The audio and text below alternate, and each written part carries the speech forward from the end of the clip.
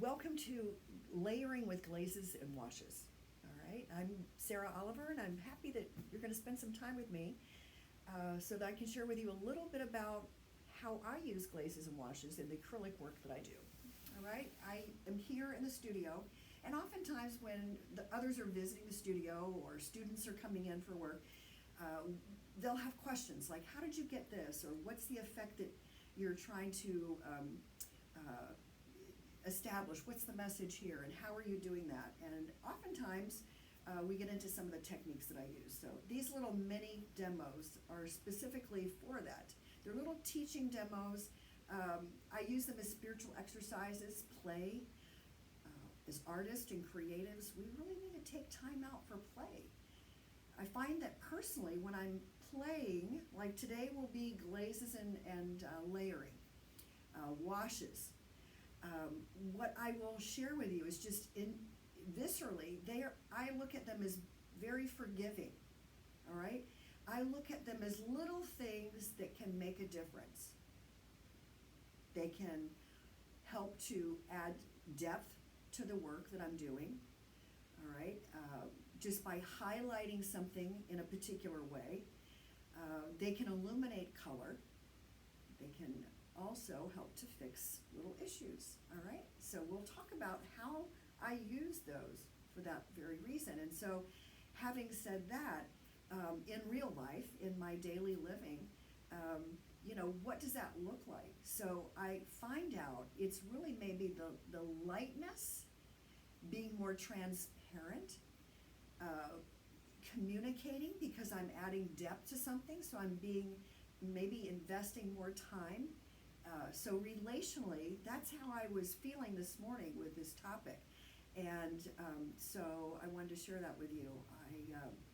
I very often will remind students that the whole idea for art is to really just be in that painting experience, not so consumed with the need to know the outcome, but really just engaging in being present at the moment with that painting, with the colors, and asking yourself, how can I best express what I'm sensing, seeing, feeling, and that knowing that we get when we're in this moment.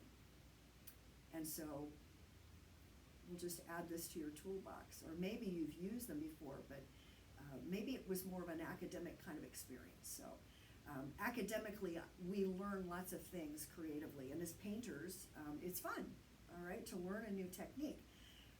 And so in time, what I've been pulled into is having that spiritual experience with the painting experience, with that painting technique, with that color or shape or form, the movement of something. So anyhow, that's just a little bit about my philosophy and how I roll.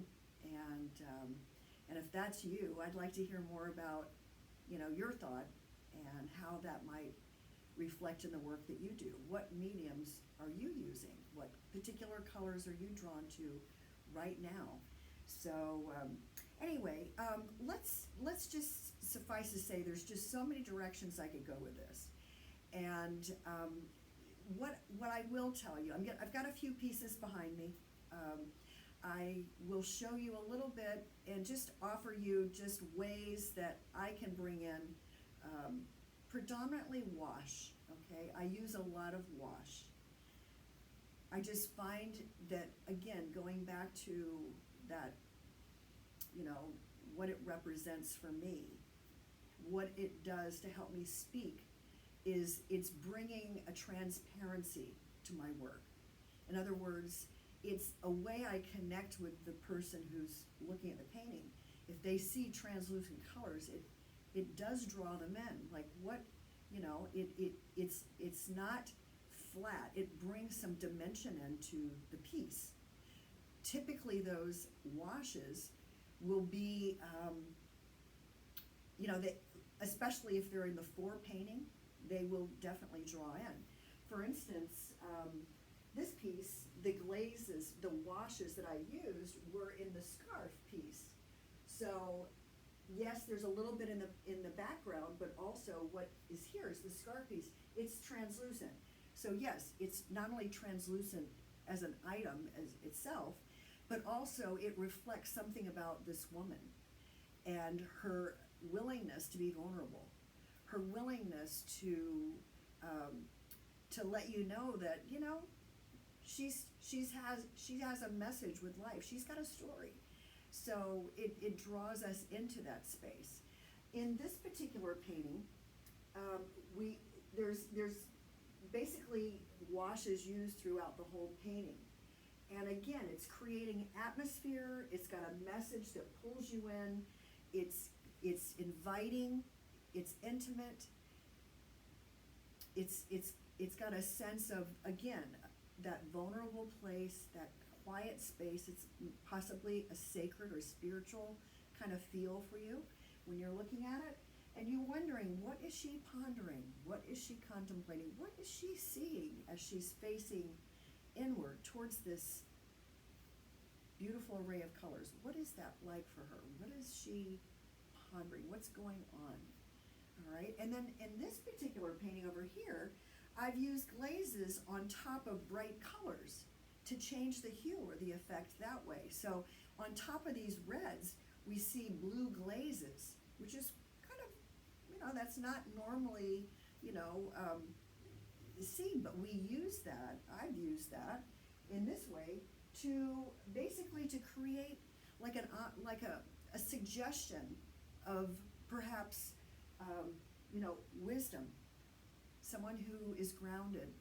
And that goes along the lines with this other, you know, facet or technique of using grays, okay, using neutrals, where you're putting darks and lights, and it's creating like an underpainting.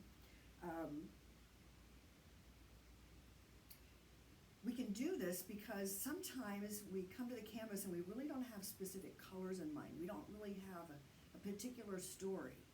And once again, it's going back to that painting experience. So how can we move forward if we're not quite sure what colors? Like maybe you're trying to land, all right? And so this underpainting can be a really helpful tool for you. So what I did, because we do want to work on dry. When we work with glazes, we want to put the glaze on something that's dry. So I did pencil a little bit. I did a little sketch briefly. I put a little flesh wash, okay? I started with a wash, and you can see it's a little smudgy because I used the charcoal pencil to do my sketching. This is a Prismacolor. It's an ebony pencil. I like to use that. I'm kind of you'll see, you know, as you follow me, this is kind of the way I like to be. This doesn't bother me, this messy kind of charcoal happening. And then of course you can always use an eraser. You can use a kneaded eraser or just a good eraser. So I use the underpaintings as a way, it brings some realism to my work. All right, and because I am an abstract artist, okay, even my portraits are abstract, and it's just a feeling that I bring into my work. It's just, I guess you would call it a style, and so yeah. So that's what I've done. So basically, what does that look like? Okay, like I said, I went ahead, I painted a little wash here, and if I were to use this technique of underpainting, and some of the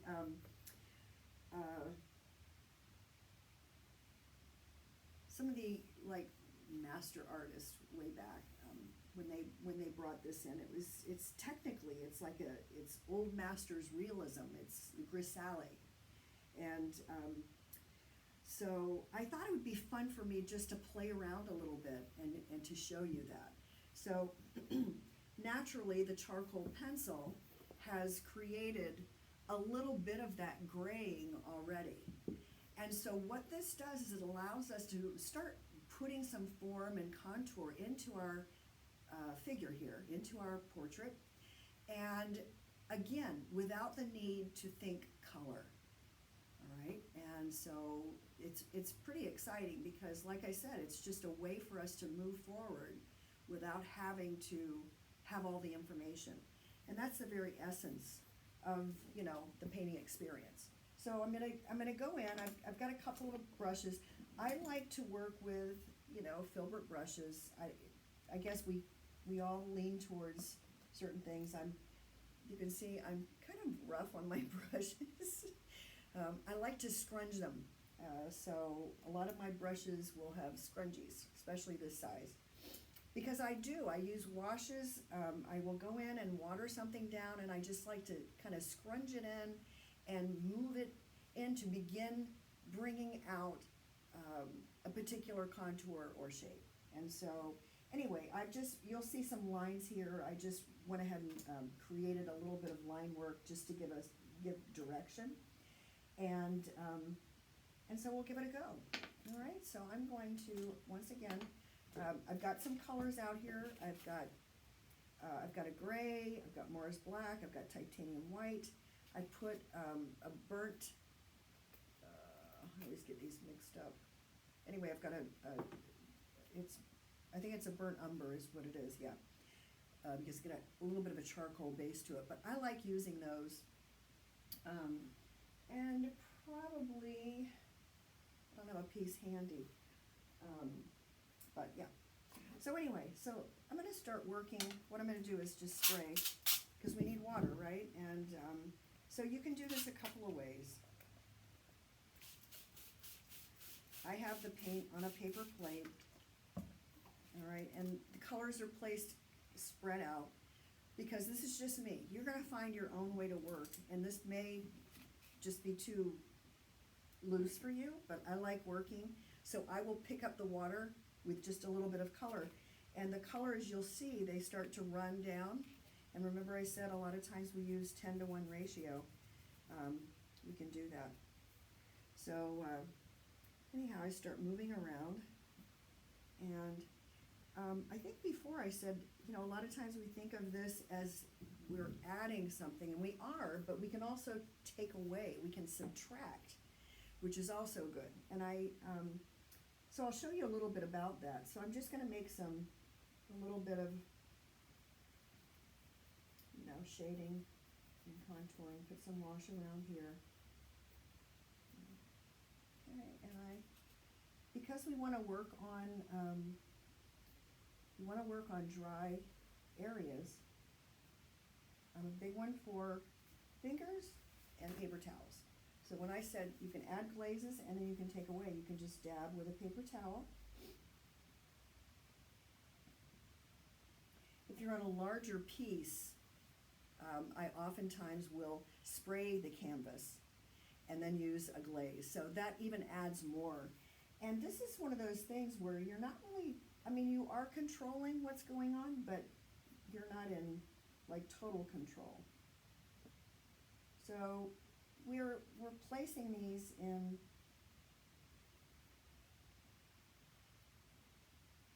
you can stipple them in. You can also, when glazing, you're going to use longer strokes and probably, you know, a brush more like this, okay, a longer round kind of brush. But with this, I'm just patting and placing it in. This is a smaller piece, and we're just kind of getting a little bit of contouring in. Just an idea of what we're doing here. Okay. We're not getting anything too precise.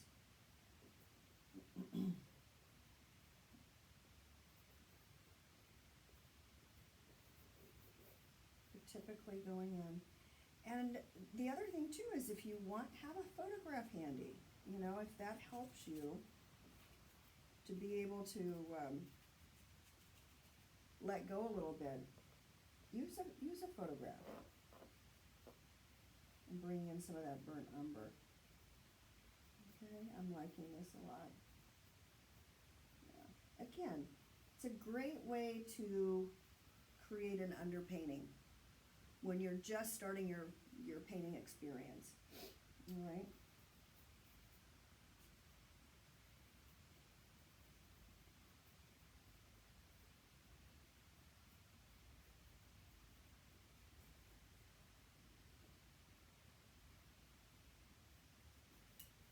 See how we can start really bringing in some graying in here. And then, of course, you can go with the flow. You can switch back and forth. If you're waiting for your glaze to dry, you can keep playing around a little bit with some detail work. See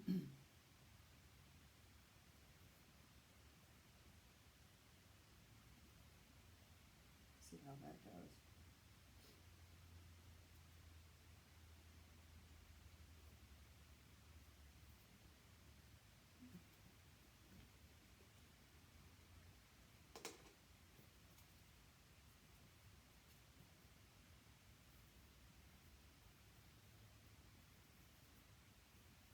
Play around a little bit.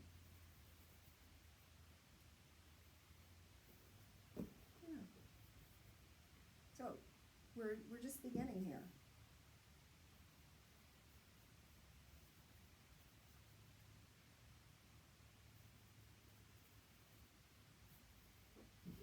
Fun stuff. Yeah, super.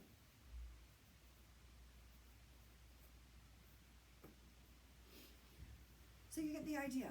So I'm just going to go in and I think I'll change brushes and do a little bit more defining here. The nice thing about the glazing is you start with your underpainting and pretty soon you just kind of take off. And so there's no right or wrong. You don't have to have a complete underpainting to start adding color. You'll know when you're ready. And so that's all you have to really do is just begin and you'll know. So putting color over this, you'll have, you're going to be mixing then. So it's very similar to,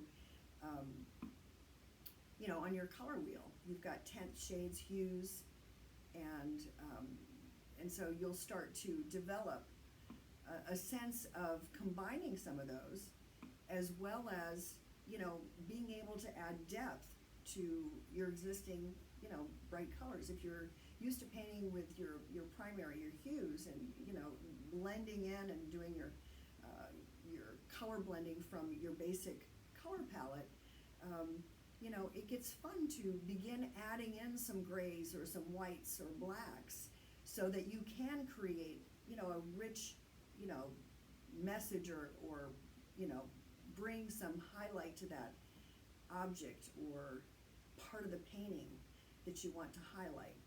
So that can be done with or without glazes, but it's fun. It's fascinating how you can use pigment to create whatever it is that you're looking to create. And at some point, what happens is that synergy that we begin really flowing in is really where we're looking to just stay in that flow.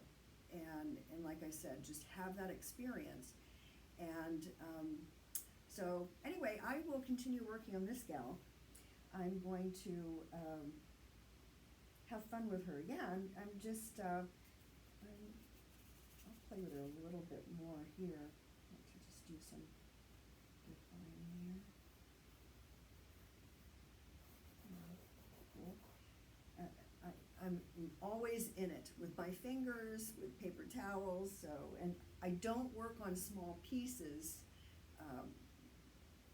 unless I'm teaching, unless I'm in class, unless I'm in that play mode.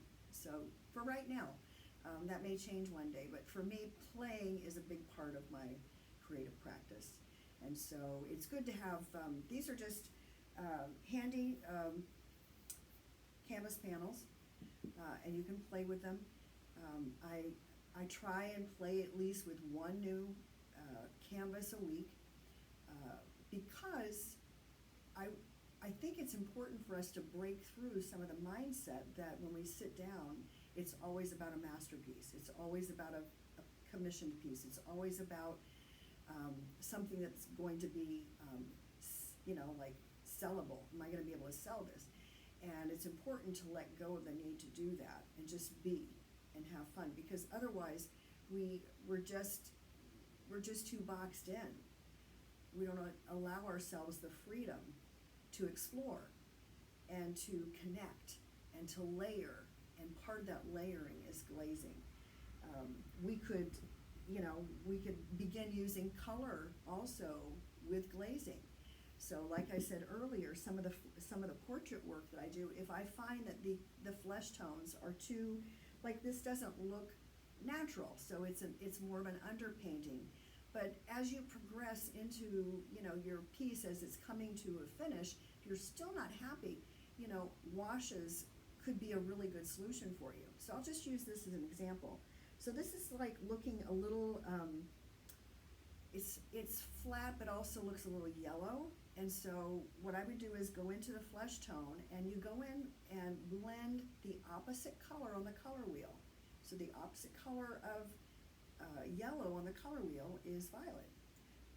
And you can take a violet. Now, think of it as like a foundation, right? Because that's what flesh is. So we have light, medium, and dark values. So pick your violet based on your skin tone and the value. All right, so we know it's going to be a violet base, but also, you've got lots of different choices with your violet. So it's going to be a soft violet, a medium violet, or a darker violet.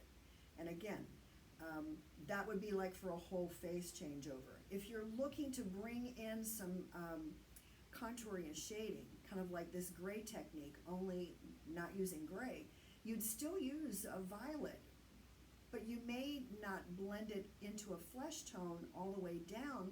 You may leave it to have some contrast, so that you could add some contouring, say around the eyes or the nose, some shadowing with that color, bringing the violet in, because that'll still pull you where you want to go. So glazes might be the answer, but also bringing in some of that violet into her features would also be a way to correct some issues you have if it's going, say, too yellow.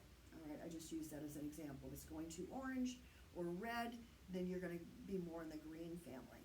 All right, orange actually would be some of the blues, but if it was too red, it would be green. So think of your color wheel, pull it out. I mean, again, play is play. And if you haven't used certain colors for a while, it may behoove you just to have that color wheel handy, so that it'll free you up. You don't have to think about a lot. You can just do it and then have the experience. Sometimes having the experience first helps us to go back, and then we start playing around with it, making our own. And that's the value of classes. The classes will help give you little techniques. You practice it as it's taught, and then you go back and you kind of make it your own after you play with it some.